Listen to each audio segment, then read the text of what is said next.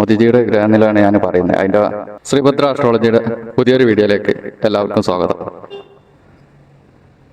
ഇന്നത്തെ വീഡിയോ എന്ന് പറഞ്ഞാൽ, ഞാൻ ഇതിന് മുന്നൊക്കെ ഷോർട്സ് ഇട്ടിരുന്നു, വീഡിയോസിലൊക്കെ പറഞ്ഞിരുന്നു നീചഭംഗ രാജയോഗത്തെ കുറിച്ച്. അപ്പോൾ അങ്ങനെ ഒരു ഗ്രഹനില ഞാൻ കണ്ടപ്പോൾ അതൊന്ന് വിശദീകരിക്കാമെന്ന് വിചാരിച്ചാണ്ട് ചെയ്തൊരു വീഡിയോ ആണ് കേട്ടോ. അപ്പോൾ അത് യൂട്യൂബിൽ ഒരുപാട് പല ആൾക്കാരും അപ്ലോഡ് ചെയ്താണ്, ഇഷ്ടംപോലെയുള്ള എല്ലാവർക്കും അറിയാവുന്ന കാര്യമാണ്.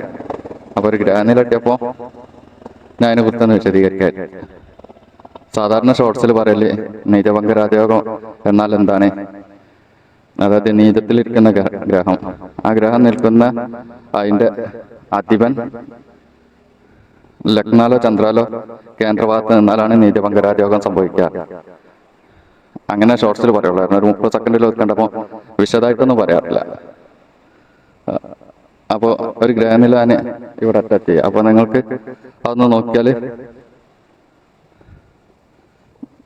ഞാൻ പറഞ്ഞുതരാം. അത് നോക്കിയിട്ടുള്ള നീചഭംഗ രാജയോഗം എന്ന് പറയുമ്പോൾ ചന്ദ്രനാണ് നീചഭംഗം സംഭവിച്ചെന്നുണ്ടെങ്കിൽ ചന്ദ്രന്റെ ഇടവൻ രാശിയാണ് ചന്ദ്രന്റെ ഉച്ചം. അതിന്റെ 7ാമത്തെ ഭാവം വൃശ്ചികാണ് നീചരാശി ചന്ദ്രന്റെ. അപ്പോൾ വൃശ്ചികത്തിൽ ചന്ദ്രൻ നിൽക്കുമ്പോഴാണ് നീചഭംഗം സംഭവിക്കുക. വൃശ്ചികത്തിൽ ചന്ദ്രൻ നിൽക്കറിഞ്ഞാല് വിശാഖം അവസാന കാൽഭാഗം അനിയന്ത്രിക്കേട്ട ഈ നക്ഷത്രക്കാർക്കാണ് വൃശ്ചികത്തിൽ ചന്ദ്രൻ നിൽക്കുക. അപ്പൊ അതിന്റെ അധിപൻ എന്ന് പറയുന്നത്, വൃശ്ചികത്തിന്റെ അധിപൻ എന്ന് പറഞ്ഞ കുജനാണ്. കുജൻ ചന്ദ്രന്റെ കേന്ദ്രഭാഗത്ത് നിൽക്കണം. അതായത് കേന്ദ്രഭാഗങ്ങൾ എന്ന് പറയുമ്പോൾ 1, 4, 7, 10 ഇതാണ് കേന്ദ്രഭാഗങ്ങൾ. ഈ ഏതെങ്കിലും ഭാഗത്ത് നിൽക്കുക. അതായത് ചന്ദ്രൻ വൃശ്ചികത്തിലാണല്ലോ, അതിന്റെ 1 പറഞ്ഞാൽ വൃശ്ചികം തന്നെ, 4 പറഞ്ഞാൽ വൃശ്ചികം കഴിഞ്ഞാൽ ധനു, മകരം, കുംഭാണ് 4, 7, 10 ഇങ്ങനെ ഭാഗങ്ങൾ നിൽക്കുമ്പോഴാണ് നീചഭംഗം സംഭവിക്കുക. അപ്പോ ഈ ഗ്രഹനിലയിൽ നോക്കിയാൽ നിങ്ങൾക്ക് മനസ്സിലാവും, വൃശ്ചികത്തിൽ തന്നെയാണ് കുജൻ നിൽക്കുന്നത്. കുജന്റെ സ്വന്തം ക്ഷേത്രമായതുകൊണ്ട് കുജൻ അവിടെ നല്ലൊരു ബലം ഉണ്ടാവും. സ്വന്തം ക്ഷേത്രം പറഞ്ഞാൽ സ്വന്തം വീട് പോലെ. അവിടെ സ്വന്തം വീട്ടിൽ ഇപ്പോൾ ആരായാലും അവർക്കൊരു പ്രത്യേക ബലമാണല്ലോ.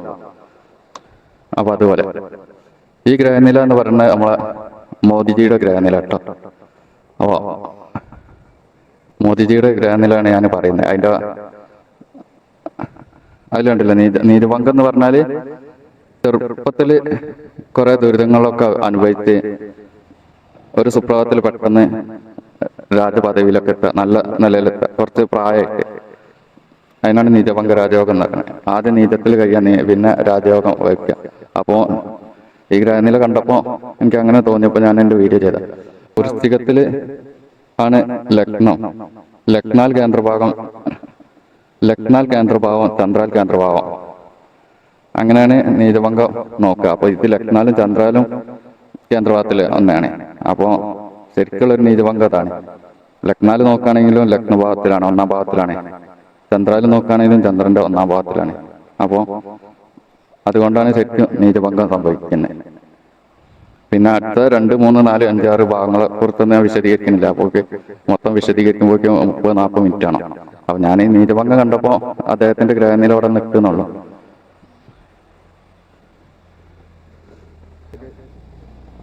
ജ്യോതിഷപരമായിട്ട് എന്തെങ്കിലും അറിയണമെങ്കിൽ എന്റെ വാട്സാപ്പ് നമ്പറിൽ ഒന്ന് ബന്ധപ്പെട്ടാൽ മതി. ഞാനിവിടെ വാട്സാപ്പ് നമ്പർ അടിയിട്ടിടാം. പിന്നെ ജാതകമൊക്കെ വേണ്ടവർക്ക് ഒന്ന് വാട്സപ്പിൽ ബന്ധപ്പെട്ടാൽ മതി. ബുക്കായിട്ട് ഞാൻ കൊറിയർ വഴി നിങ്ങളുടെ അഡ്രസ്സൊക്കെ അയച്ചു തരുന്നതായിരിക്കും. നിങ്ങളുടെ ഡീറ്റെയിൽസ് ഒക്കെ വാട്സപ്പിൽ അയച്ചാൽ മതി. അപ്പോൾ കൊറിയറായിട്ട് അയച്ചു തരും. ഇത്തരം വീഡിയോ ഒക്കെ വേണ്ടവരൊന്ന് സബ്സ്ക്രൈബ് ചെയ്യുക, സപ്പോർട്ട് ചെയ്യുക.